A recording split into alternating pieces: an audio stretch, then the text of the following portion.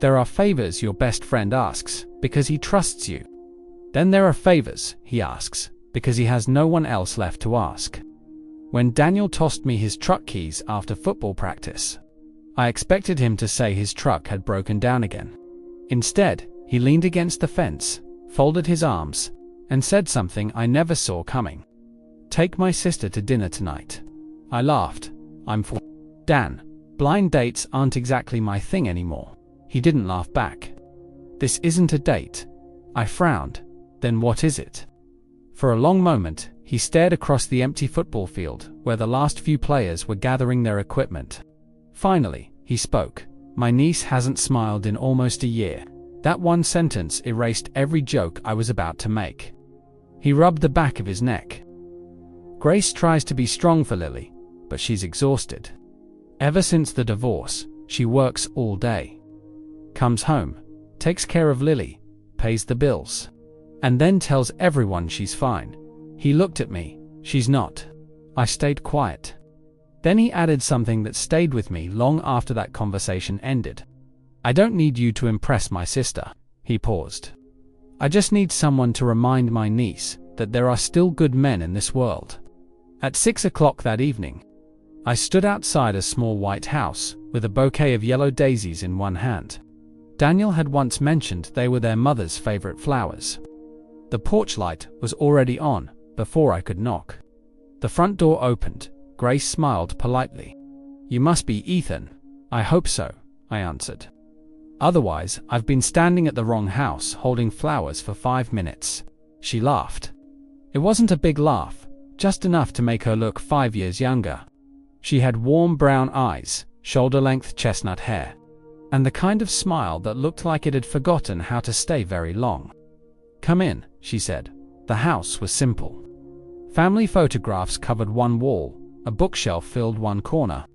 Children's drawings hung proudly on the refrigerator. The place didn't look lonely, it looked loved. Then a tiny voice echoed from the hallway. "Mom."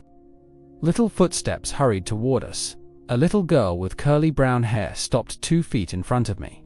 She looked up, then down, then back up again. She folded her arms like a serious little detective. "So," she said. "You're Ethan." "I am." She nodded thoughtfully. "You're shorter than Uncle Daniel," said. Grace closed her eyes. "Lily, what?" "I thought football coaches were taller." I couldn't help laughing. "My confidence is already taking a beating." Lily smiled. "That's okay, you still look nice." Then she stepped closer and whispered loudly enough for both of us to hear. "Uncle Daniel told me to make sure you're nice." I looked toward Grace. She looked just as surprised as I was. "So?" I asked Lily. "How exactly do you check if someone is nice?" She tapped her chin dramatically. "I watch." Grace finally laughed again. "I'm so sorry, don't be." I smiled. "I think I'm passing the interview so far." Lily looked very serious. "We'll see." 10 minutes later, we were walking toward my truck. Grace stopped. "I should explain something." "What?" "The babysitter cancelled." I smiled. "So?" She looked embarrassed. "I understand if you'd rather not spend your evening with a 7-year-old. Before I could answer, Lily tugged gently on my sleeve. "I promise, I don't eat very much." I laughed. "That's good." She looked relieved. "Because Mum says restaurants are expensive." Grace buried her face in one hand. "Lily." "What?" I was helping. I opened the passenger door. "Dinner for 3 sounds better than dinner for 2 anyway." Lily threw both hands into the air. I knew he was nice as we drove toward the restaurant. Lily sat in the back seat asking more questions than I thought one human being could possibly ask. Why are football fields green? Why do coaches wear headsets? Do football players get scared? Have you ever met anyone famous? Every answer led to another question. Grace finally turned around. "Lily, let Ethan breathe." "It's okay," I said. "I like questions." Lily grinned. "I have hundreds. I'm beginning to notice." The little Italian restaurant was warm, quiet, and filled with the smell of fresh bread. The waiter handed Lily a children's menu with crayons. 5 minutes later, Instead of coloring the cartoon chef, she was drawing something else. I leaned over. "What are you making?" Without looking up, she answered, "My family." Grace smiled softly. "She draws all the time, really. Everywhere. Napkins, homework, the backs of receipts. Our refrigerator is completely covered." When our food arrived, Lily pushed the drawing across the table toward me. 3 people stood together, holding hands. A mother, a little girl, and a man. Except, the man's face was completely blank. I looked at Lily. "You forgot his face." She gently shook her head. "No, I just haven't met him yet." For the first time that evening, no one spoke. And if this is already hitting different, you're going to want more stories like this. So make sure you're subscribed. Lily quietly pulled the drawing back toward herself. Then she closed the sketchbook as carefully as if it held something precious. The waiter chose that exact moment to set 3 steaming plates on the table. "Careful," he smiled. "They're hot." Lily's eyes lit up. "I already love Italian food." Grace laughed. "You've never eaten Italian food." "I know, but I had a feeling." I smiled. "So you're trusting your instincts." She nodded proudly. "They're usually right." For the next 20 minutes, Lily filled the restaurant with questions. "What's the hardest part about coaching football?" "Getting grown men to listen." She giggled. "That's impossible." Grace covered her mouth, trying not to laugh. "She's probably right." Then Lily looked at me again. "Were you ever married?" Grace immediately whispered, "Lily, what? You can't ask people that." I smiled before Grace could apologize again. "It's all right." "No, I never got married." Lily tilted her head. "Were you waiting for the right person?" I honestly didn't know how to answer. "So, maybe." She nodded like the answer made perfect sense. "My mum says waiting is better than choosing the wrong person." I looked at Grace. She looked embarrassed. "I may have said that once. I think it's good advice." For just a second, our eyes met. Neither of us looked away immediately. Then Lily happily interrupted, "Can we get dessert?" Grace laughed. "You always have room for dessert. It's a scientific fact." Outside the restaurant, the evening air was cool. Lily skipped ahead toward the truck, while Grace walked beside me. I'm sorry if she asked too many questions. I don't think she asked enough. Grace smiled. "You don't have children, do you?" "No." I figured. "Why?" "Because parents stop answering questions after about question number 50. I was only at 20. She laughed again. "You handled tonight better than I expected." "I had fun." I think Lily did too. We both looked toward the truck. Lily was standing beside it, looking up at the stars. "What are you doing?" Grace called. "I'm counting." "You can't count stars." "I know, but I can try." The following Saturday morning, my phone rang while I was mowing my lawn. It was Grace. "I'm sorry to bother you, you aren't. I actually have a favor to ask." "What happened?" She hesitated. "Lily's school is having family fun day next Friday." I stayed quiet. "They're allowed to bring one important adult." I already knew where the conversation was going. "She wants to invite you." The mower engine slowly wound down beside me. "I barely know her." "I know, but she thinks you're safe." Those 3 words hit me harder than they should have. Safe, not exciting, not impressive, safe. I finally smiled. "When do I need to be there?" Friday arrived with bright sunshine and balloons, covering the elementary school playground. Parents were everywhere, fathers throwing footballs, mothers helping with games, grandparents sitting under picnic tents. Grace and Lily stood near the entrance, waiting for me. The moment Lily saw my truck, she started waving both arms. "He came." She ran across the grass before I could even close the driver's door. "I knew you'd come. I promised, didn't I?" She nodded. "My dad used to make promises." The smile disappeared from her face. "But sometimes he forgot." Before I could answer, I knelt down beside her. "I can't promise I'll never make mistakes." She looked at me carefully. "But if I give you my word, I'll always do my best to keep it." She smiled again. "Okay." Then she slipped her little hand into mine, as naturally as if she'd done it 100 times before. Grace watched, from a few feet away. There were tears in her eyes.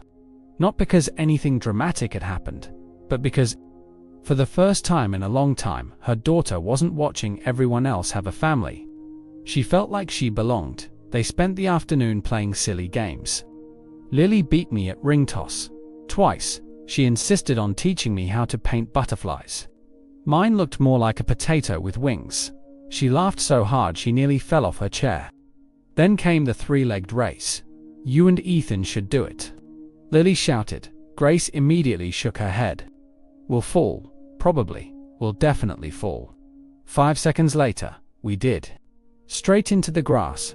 Lily laughed louder than anyone on the playground. Not because we looked silly, because she was happy. The kind of laugh that makes everyone nearby smile without knowing why. As the afternoon ended, Lily quietly reached into her backpack. She handed me a folded piece of construction paper. I made this. I opened it carefully. Inside was another drawing. This time the father had eyes, not a full face, just eyes. Across the bottom, she'd written in careful 7-year-old handwriting, "Thank you for making Mum smile again." I couldn't speak. Neither could Grace. Sometimes, the smallest words carry the biggest weight. Life slowly settled into something neither Grace nor I expected. I didn't move into their house.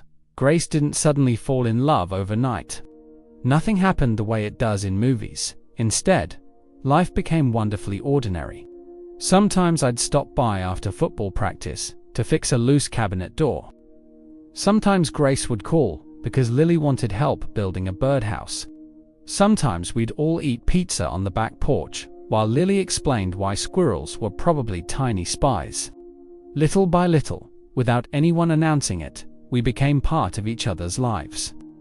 One Saturday afternoon, almost 6 months after our first dinner together, I was replacing a swing chain in their backyard. Lily sat on the porch with her blue sketchbook balanced across her knees.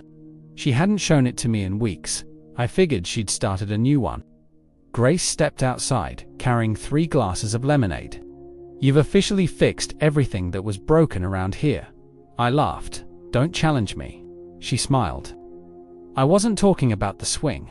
For a second, neither of us said anything. Then Lily looked up. "Mr. Ethan." "Yeah, I finished it." She held up the sketchbook. "The last picture." I wiped my hands on a rag and walked over. Grace quietly followed. Lily opened the first page. It was the drawing I'd seen months ago. 3 people, 1 face missing. She turned another page. The father's hands had appeared. Another page, now he had eyes. Another page, a smile. Each drawing told a little more of the story. Until finally, she reached the last page. It stopped me cold. There were 3 people sitting on the front porch. Grace, Lily, me. Behind us stood the little white house. There were yellow daisies beside the steps. A football rested in the yard. Even the old swing I'd repaired was hanging from the oak tree. Everything was there. Everything. Including my face. Finished. Complete. Lily looked at me with those serious little eyes. The same eyes that had inspected me on the first day. Then she asked quietly, "Do you think I drew you right?" I looked at the picture again, then back at her. "I think." My voice caught. "I think you made me look younger." She laughed. "No. I mean," she hesitated. "I wanted to draw the man who always keeps his promises." I couldn't answer. Not right away. Grace reached for my hand. For the first time, I didn't hesitate. Lily looked from me to Grace, then back to the picture. She smiled, I think. She whispered, "Families don't always start the way people expect." Grace brushed a tear from her cheek. "No, they don't." Lily carefully closed the sketchbook. Then she stood, walked across the porch, and wrapped both of us in the biggest hug her little arms could manage. The afternoon sun settled across the backyard. The swing moved gently in the breeze. For a long time, none of us spoke. Because sometimes, the happiest moments don't need words. People in town still ask Daniel whether daring me to take his sister to dinner was the best decision he ever made. He always laughs before answering.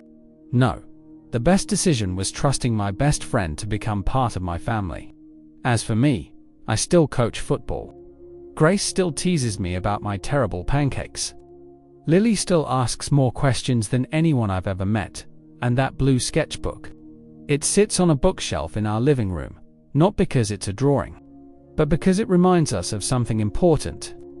Sometimes, the family you've been looking for begins with one impossible request and one simple word: yes.